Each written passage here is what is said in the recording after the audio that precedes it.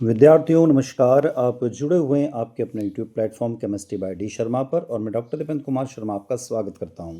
विद्यार्थियों, इस video lecture के माध्यम से हम बात करने वाले प्रथम वर्ष का मल्टीडिसिप्लिनरी और इंटरडिसिप्लिनरी पाठ्यक्रम जिसका विषय है हिंदी साहित्य और पेपर का नाम है वक्तव्य कौशल। यह पेपर मध्य प्रदेश में लागू नई शिक्षा नीति के अनुसार प्रथम वर्ष के विद्यार्थियों के लिए डिज़ाइन किया गया है। यदि आपने आपका पेपर जो हिंदी साहित्य उसको एमडीसी के रूप में चुना है तो उसका सिलेबस इस वीडियो लेक्चर के माध्यम से हम देखने वाले हैं। तो ये सिलेबस 2025-26 और आगे आने वाले जितने भी सेशन है, जितने भी वर्ष है, उनके लिए जारी किया गया है। तो यह जो सिलेबस है मध्य प्रदेश उच्च शिक्षा विभाग के द्वारा जारी किया गया है और ये एमडीसी का सिलेबस है, यानी मल्टी डिसिप्लिनरी का सिलेबस है, जो कि आपका तीसरा पेपर होगा उसका सिलेबस है। तो मैं डॉक्टर दीपेंद्र कुमार शर्मा आपको ले चल रहा हूँ इस सिलेबस को डिटेल में डिस्कस करने के लिए वीडियो की ओर। नमस्कार। आज हम हिंदी साहित्य के प्रथम वर्ष के एक दिलचस्प मल्टी डिसिप्लिनरी विषय के सिलेबस पर बात कर रहे हैं। जी। विषय का नाम है वक्तृत्व कौशल, मतलब बोलने की कला। हाँ, ऑडिटरी स्किल्स। ये सॉन्कों का पेपर है, 3 क्रेडिट्स हैं इसमें और पास होने के लिए चाहिए 35 अंक। हाँ, और जैसा आपने कहा ये सिर्फ एक विषय नहीं, ये बहुविषयक और अंतः विषयक है। अच्छा। जी, मतलब ये कई सारे क्षेत्रों को जोड़ता है। सिलेबस की रूपरेखा भी यही दिखाती है। ये सिर्फ बोलना सिखाने तक सीमित नहीं है। तो चलिए पर समझते हैं इस सिलेबस को। शुरुआत कहाँ से होती है? पहला यूनिट क्या कहता है? देखिए, पहला यूनिट है वक्तृत्व कौशल एवं भारतीय ज्ञान परंपरा। भारतीय ज्ञान परंपरा। हाँ, इसमें वक्तृत्व की अवधारणा, उसका महत्व और खास तौर पर गुरुकुल परंपरा में इसका क्या स्थान था, इस पर बात की गई है। अच्छा, तो मतलब ये इतिहास से जुड़ लिया। बिल्कुल, और साथ ही आधुनिक परिप्रेक्ष्य में इसकी क्या जरूरत है, ये भी बताया गया है।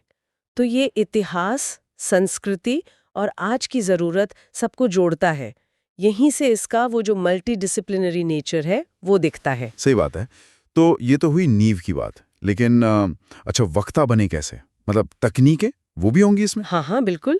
यूनिट तो पूरा इसी पर है, वक्तृत्व कौशल सैद्धांतिकी यानी थ्योरी और प्रैक्टिकल दोनों। हाँ, इसमें वक्तृता का सामाजिक परिप्रेक्ष्य है और फिर वो सारी तकनीकें, जैसे भाषण की तैयारी कैसे करें, विषय कैसे चुनें, उस पर शोध कैसे करें और सबसे जरूरी भाषण का स्ट्रक्चर कैसा हो। स्ट्रक्चर मतलब भूमिका, फिर मुख्य भाग और अंत में निष्कर्ष। और अलग अलग तरह के भाषणों के बारे में भी बताया गया है। ये काफी प्रैक्टिकल है। अच्छा, तो ये तो हुई स्किल्स की बात, लेकिन मुझे जो चीज सिलेबस में सबसे अलग लगी वो है यूनिट 3। वो इसे व्यक्तित्व निर्माण से जोड़ता है। हाँ, और यही इस सिलेबस की मुझे लगता है सबसे खास बात है।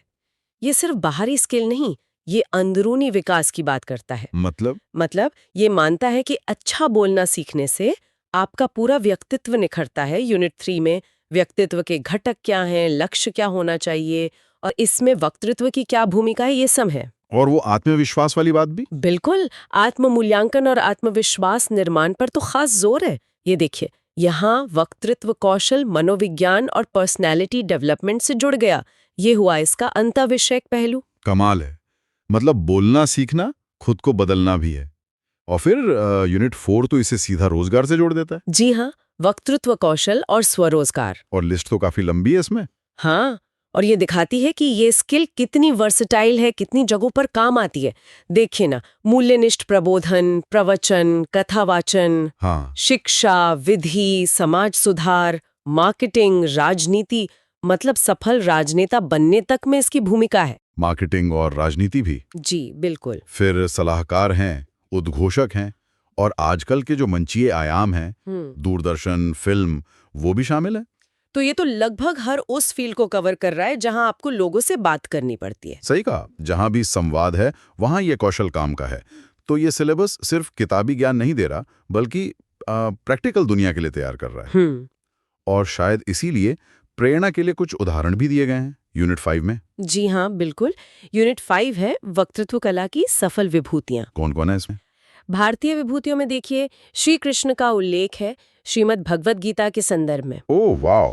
फिर स्वामी विवेकानंद, मदन मोहन मालवीय, अटल बिहारी वाजपेयी जी, डॉक्टर एपीजे अब्दुल कलाम। हाँ, ये सब नाम है। क्या बात है।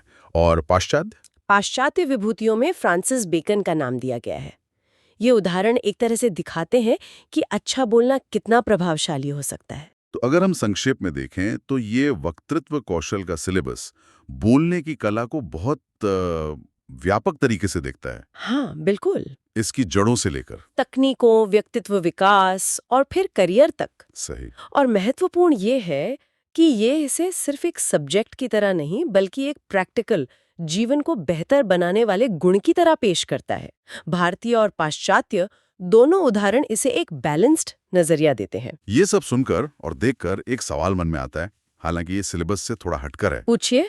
कि आज का जो डिजिटल युग है, जहां हम स्क्रीन के पीछे ज्यादा रहते हैं, क्या वहां आमने सामने या मंच पर प्रभावी ढंग से बोलने की कला कम जरूरी हो गई है, या फिर शायद और भी ज्यादा जरूरी हो गई है क्योंकि अभी मिलती कम है?